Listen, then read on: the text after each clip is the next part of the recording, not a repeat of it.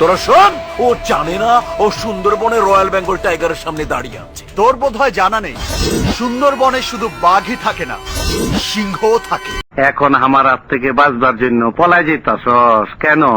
তোর ওই বাপ তোর বাঁচাইবো না?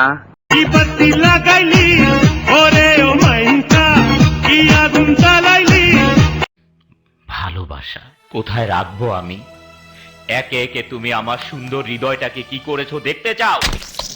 দেখো, 24 ঘন্টা সময় দিয়ে গেলাম, আইনের কাছে আত্মসমর্পণ করবি, তা না হলে তোদের লাশ শিয়াল কুকুরের খাবার হিসাবে রাস্তায় পড়ে থাকবে।